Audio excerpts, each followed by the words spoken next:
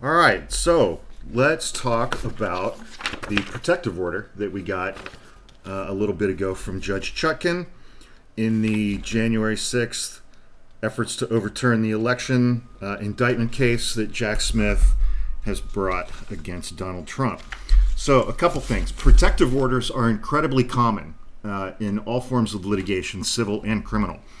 It is essentially it's a device to protect certain discovery items, items that are going to be produced between each side to protect the identities and the testimony of witnesses prior to the time of trial, to protect and conceal certain documents and things like that, so things don't get public before the time of trial. In a criminal case, especially, especially given the platform that Donald Trump and his attorneys have, to prevent them from taking bits and pieces from certain evidence or witness testimony and things like that, putting a spin on it through national media before a trial starts,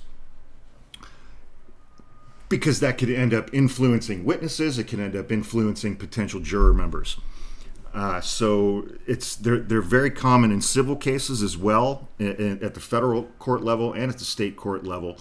In the context of the kinds of cases that I do, I see them pretty frequently if we have a defendant who is, for example, like a corporation or something like that, and they want to protect documents or certain trade secrets and things like that from getting out into the public.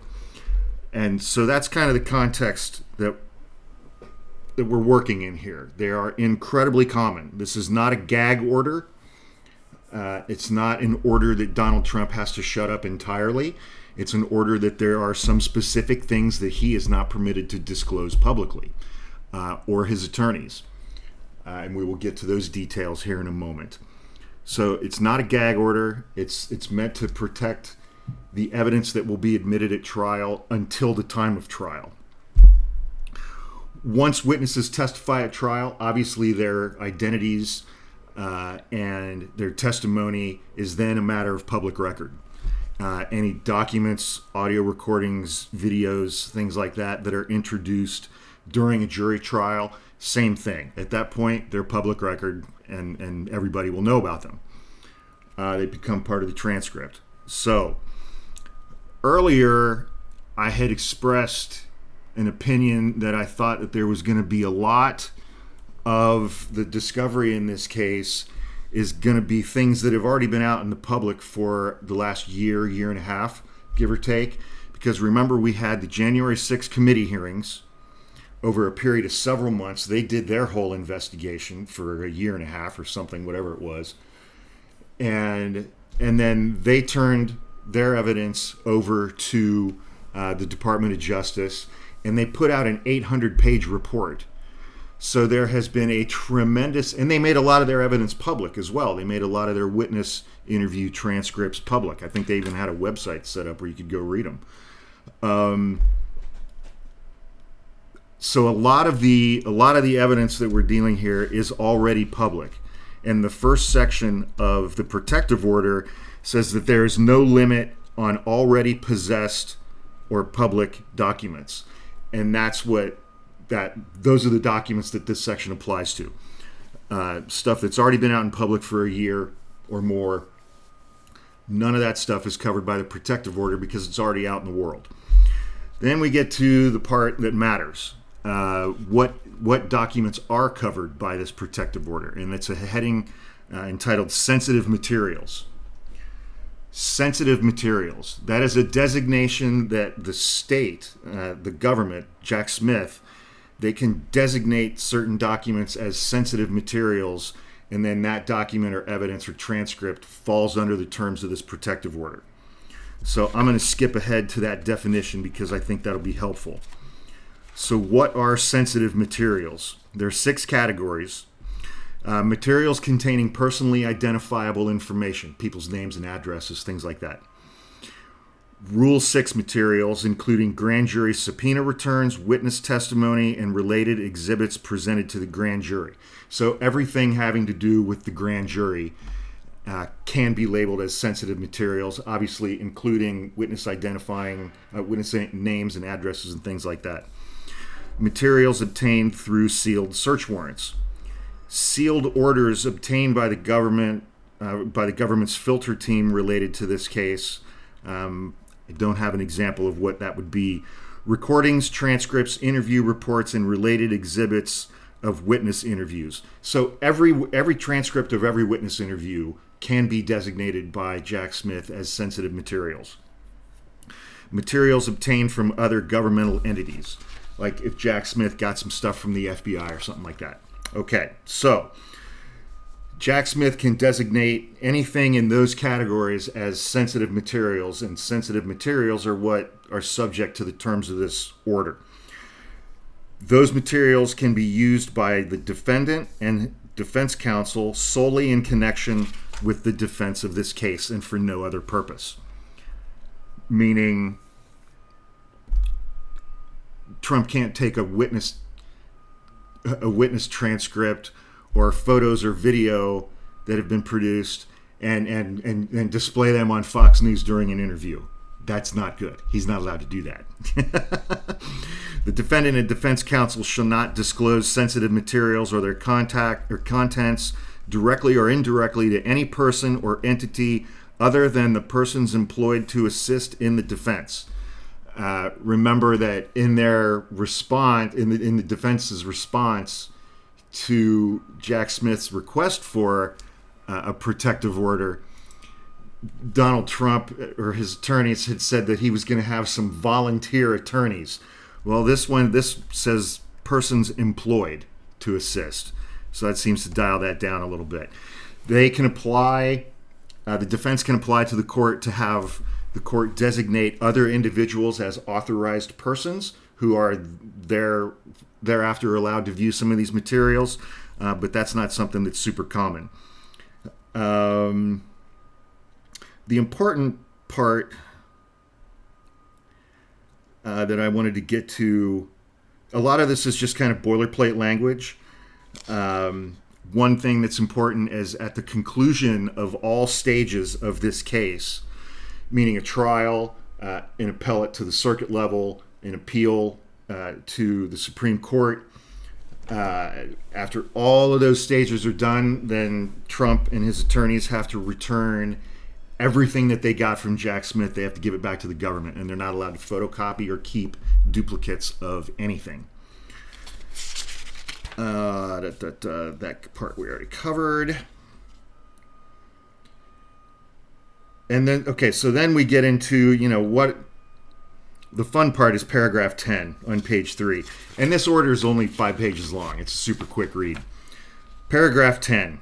Sensitive materials must be maintained in the custody and control of defense counsel, meaning that once Jack Smith turns this stuff over to Donald Trump's attorneys, the attorneys have to keep it. They have to guard it. They have to keep it. They have to keep track of it. They have to keep it secure. Defense counsel may show or provide sensitive materials to the defendant, Trump, as necessary to assist in the preparation of defense. And defense counsel is not required to be present while the defendant reviews sensitive materials, but the defense attorney is not allowed to let Donald Trump keep any of this stuff. They have to keep it under lock and key. However, if defense counsel does show or provide sensitive materials to the defendant, defense counsel may not allow the defendant to write down any personally identifying information that is contained in the sensitive materials.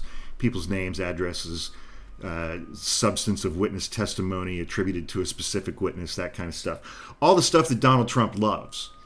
The court's like, no. And she put the responsibility on his attorneys to prevent him from keeping that information. He can read it, but he can't write it down. He can't take it with him. If the defendant takes notes regarding sensitive materials, defense counsel must inspect those notes to ensure that the defendant has not copied down any personally identifying information. The defendant must not have access to any device capable of photocopying, recording, or otherwise replicating sensitive materials, including a smart cellular device, anytime that he is reviewing sensitive materials. So, and then there's a couple more kind of black letter paragraphs. But paragraph 10 is the meat of this, everything that I just read. Because Judge Chutkan clearly expects Donald Trump to violate this order. But she has put the responsibility for that on Trump's attorneys, which is creative and could be fun. She is putting the responsibility on his attorneys to control their client, which is an impossibility. It's just an absolute impossibility. They will not be able to do that. She wrote that paragraph the way that she did because she expects Donald Trump to violate the terms of this order. And she will work in stages. He will violate it. Jack Smith will file something. They'll go back to court. She will probably, her first step will be to issue a much tighter protective order. And then that may progress to the point of a gag order that shuts him up entirely, or at least attempts to. So there'll be a few steps like that to get through, because he's going to keep violating everything. He doesn't have the ability to not do that. And so he's going to keep violating everything. And then it's going to get to a point where the judge is like, you do it again, I'm going to put you in jail for 48 hours or something like that. Which part of me thinks that he wants that because he wants to be a martyr, because I think he very intentionally wants to instigate a certain segment of his followers to violence. And you know, like that potato we saw in Utah a couple days ago.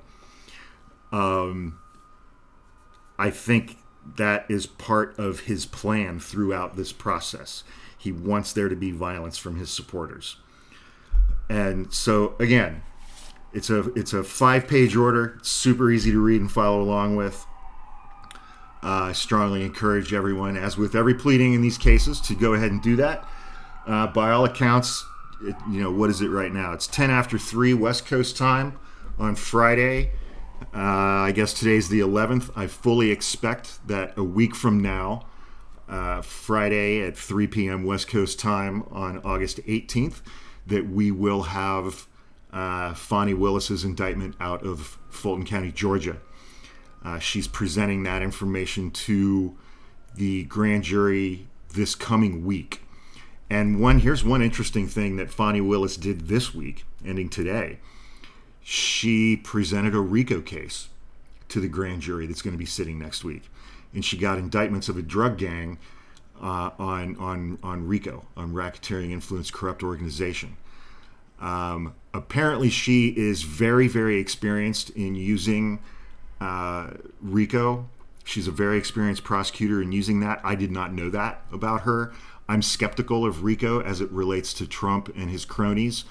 But I mean, I fully expect her to hand down indictments for 15 people next week in relation to this, if not more. So everybody stay tuned. Obviously, when we get that indictment, which is likely to be several hundred pages long, I will go through that in the relevant sections as well here on my YouTube page. So I hope everybody has a fantastic Friday evening and a safe weekend. So I'll talk to you soon. Bye-bye.